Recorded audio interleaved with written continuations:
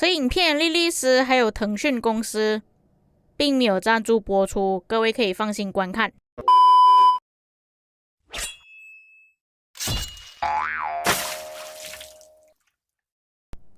Hello， 大家好，我是议员。前不久就有观众要求我说做这两个游戏的比较，他们的优点还有缺点。那么因为 Age of Empires Mobile 才刚推出不久而已，还没有出现 KVK， 所以我们不比较 KVK， 只是比较游戏的本身内容、游戏的玩法、游戏的机制。不过我也是相信有一部分玩家可能会说，这个游戏才刚推出而已，你就这么快做一个影片来比较这两个游戏的，你这样子公平吗？那事实上，我其实在今年6月的时候就已经开始玩 Age of Empires Mobile 了。目前我们所玩的版本是正式版本，那在其实是有指定几个国家是可以开始玩了，我是选择了加拿大服务。除了那段时间你玩了一阵子之外，还有包括之前官方有邀请我们去参加测试服务，那个时候也是玩了一段时间，所以对这个游戏有大致上的了解。对于评价 KVK 之前是已经足够了。那首先说一下这两个公司的评价，其实莉莉丝跟腾讯公司的评价都不是很好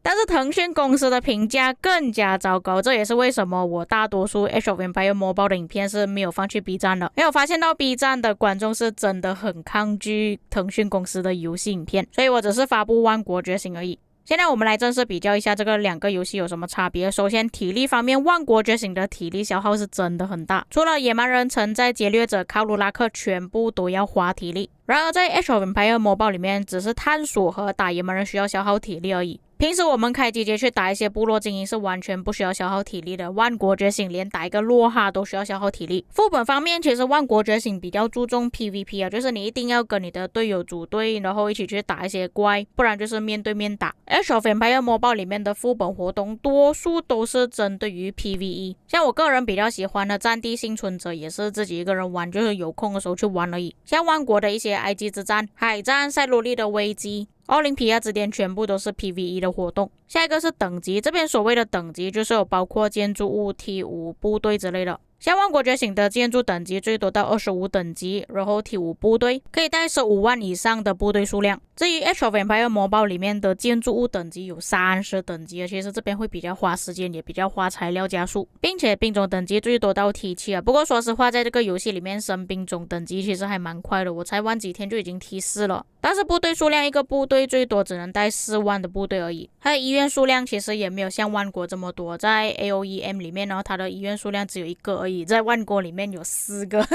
至于兵种方面，万国觉醒是骑兵、步兵、工兵、工程车。但说实话，如果是早期的话，其实工程车是废的，只是拿来采集用而已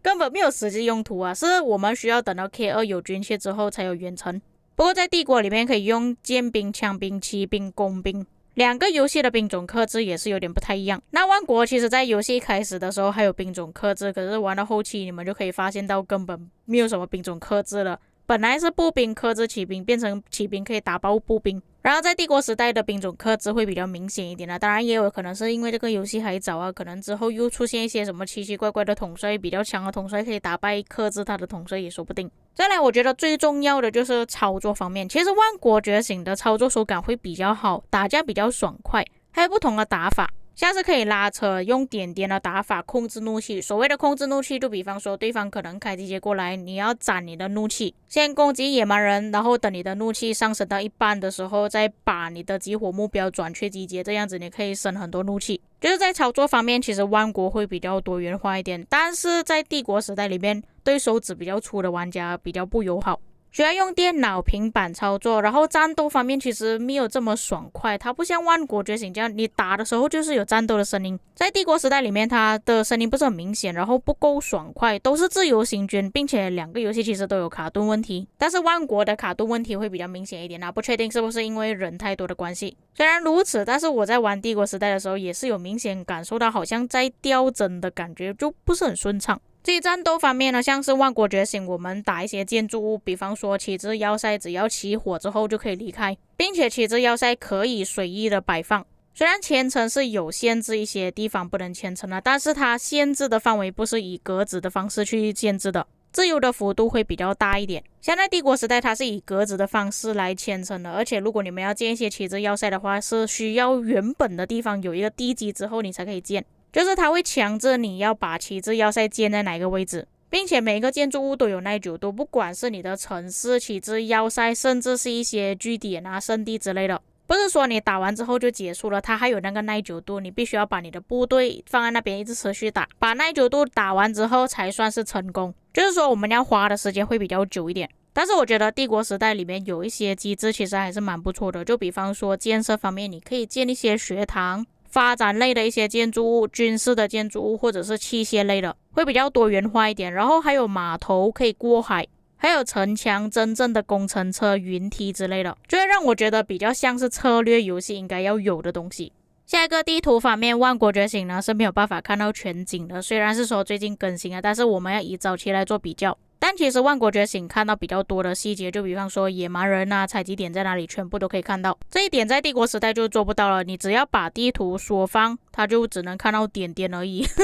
然后也不能以点点的方式来操控部队。不过万国觉醒还是有一个缺点啊，就是那个迷雾很烦啊，每次缩放地图的时候一直飘来飘去。至于邮件方面，我是真的觉得万国觉醒做的比较好。万国觉醒的通知比较清晰，容易看得见，然后还可以弄不同的颜色，比方说放大字或者是红色字，一些标记之类的也是有明显的通知。战斗报告也是比较清晰。不过当然的，战斗报告是已经改过好几次版本了，第一次版本我都已经忘记是长什么样子了。不过第一个版本其实也是有战斗日志了。然后在帝国时代里面，报告没有办法看到完全的内容，然后邮件也不明显。像是我的联盟已经发了联盟邮件，但是真的并不是很清晰，就有点像官方公告那样子。不过好在是大部分报告都是可以分享的，只是战斗报告真的比较模糊一点，没有战斗日志，然后一些阵亡、轻伤之类的全部都是用符号来做代表，不是用字。如果你不记得这个符号代表什么意思的话，那就完蛋了，你只能推出去看了之后再进来。下一个部分统帅方面呢，我觉得这边有很多东西要讲，因为这两个游戏的统帅机制真的差别太大了。在万国觉醒中，统帅有5个技能，全部技能都可以使用，不管是主将还是副将。但是如果你们要指定提升哪一个技能的话，是没有办法指定的，只能靠运气。在帝国时代里面，每个统帅都有4个技能，但是其中第一个技能是主将技能，只有做主将的时候才会触发而已，相当于大部分的统帅只是用到3个技能而已。不过比较有趣的地方就是统帅后面的那2个紫色的技能其实是可以更换的，当然更换的前提就是要花钱或者是要去完成活动，并且统帅的技能其实是可以自由选择你要提升哪一个的，不需要像万国觉醒那样子又要卡技能。接着我们要讲详细一点的，万国觉醒的统帅只是需要携带2个，升星星是通用的，不管是哪一个金色统帅都可以用，还有通用金头、统帅指定的金头，经验书只是需要升到60等级。一个队伍只是需要带1套装备，总共是有8件。在帝国时代里面，统帅升星一定要用统帅的碎片，也就是说要指定统帅。而且升星的问题其实影响也是蛮大的，像在万国觉醒里面，你升多一点星星只是解锁技能可以让你们去提升，但是在帝国时代里面，你升越多星星，你的统帅才会越强。这就意味着，如果你要把你的队伍变得更强，你就需要花更多的钱去抽到该统帅的碎片。当然这个部分你们也可以当成是万国觉醒的技能，因为我们升技能的话也是要抽统帅的金头。但是帝国时代它不只是要这个东西而已，还要升统帅的技能，统帅的技能又是另外一个东西要去提升，而且是需要升一个队伍里面3个统帅，并且每个统帅最高等级可以升到120等级。它不像万国觉醒这样子，你只是需要升等级，然后跳星星就可以解锁它其他技能，这样就可以省下很多经验数。但是在帝国时代是不可以这样子的，并且在帝国时代里面的装备不是只有主将穿而已，它副将也要穿，总共要3套。不过一套里面4件装备了，就相当于要准备12件装备，比起万国觉醒还是多出了4件。所以在统帅开销上面呢，其实帝国时代的开销是比起万国觉醒还要更多的。并不是只有在统帅的开销上面觉得多而已，就连统帅的转盘也是。在万国觉醒我们转5次的话36颗宝石，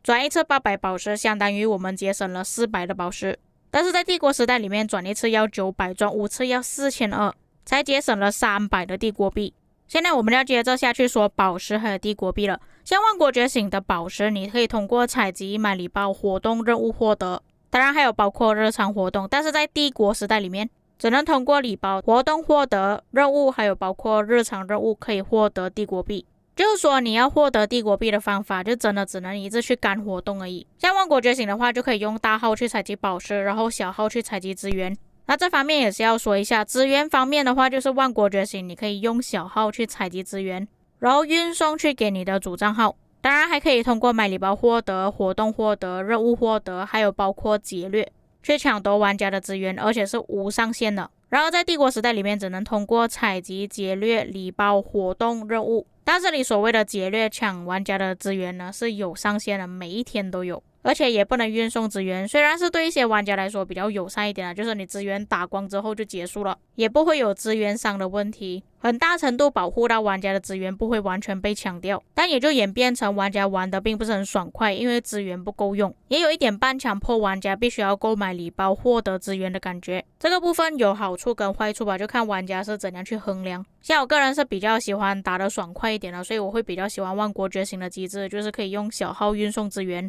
而且不能采集宝石这个问题我觉得是对5氪玩家影响蛮大的。虽然我们每天说万国觉醒需要花很多钱去玩这个游戏但讲真的，其实蛮多玩家就算是没有氪金也是可以玩万国觉醒，甚至还可以把账号养得不错，可以去打仗。但是在帝国时代获得帝国币的方法并不是太多，也不能采集获得，就算获得了转盘的开销也比较大一点，就变成说玩家要养成会比较困难。我个人觉得帝国的开销是比万国还要更多的，还有感觉帝国的速度慢很多，点击的反馈也是慢很多。万国觉醒的画面看起来没有这么疲劳，画面也比较亮一点，人物有独特的画风，游戏界面也比较干净一点。帝国有很多都是从旧的游戏里面搬过来的，像人物还有建筑物的建模。那你们也知道莉莉丝虽然他们还有出另外一款游戏万龙觉醒，但是里面的那些画风全部都是重新绘制过的，这个至少给我感觉起来是比较有诚意一点。不过聊天界面的话，帝国时代是做的比较好一点，它还有语言区分，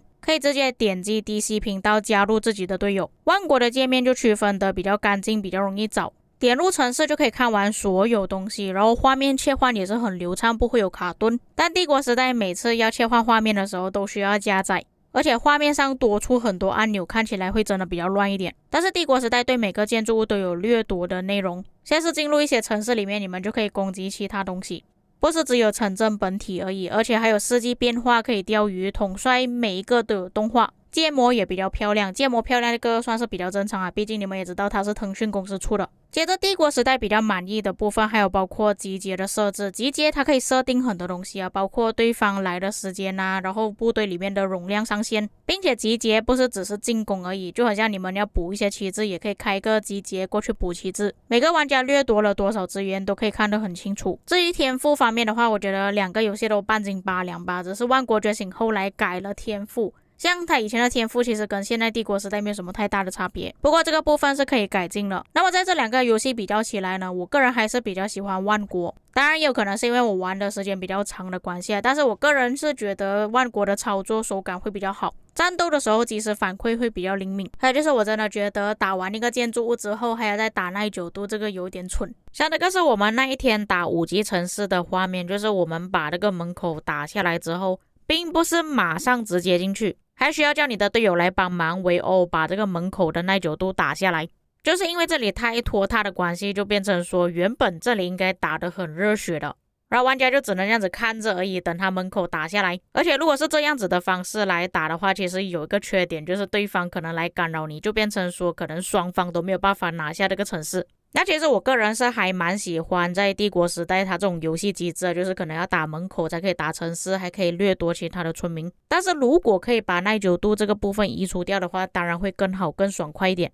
像我们这一次进攻完全没有敌人干扰的情况下，都已经花了1个小时去拿一个很小的城市而已，不敢想象之后打至高皇城如果有很多人的话，我们要花多少时间去打。当然那个是我个人观点而已可能有一些玩家是比较喜欢帝国时代的机制，不过以游戏画面来说的话，我还是会比较喜欢万国的，至少它不会这么阴沉会比较亮一点。以上就是万国觉醒跟帝国时代的好处、坏处，还有2个游戏中的比较。至于 KVK 的话，可能等帝国时代推出了 KVK 再说吧。以上就是本期内容，至于各位有什么看法，可以在评论区给我知道。我们下个影片再见。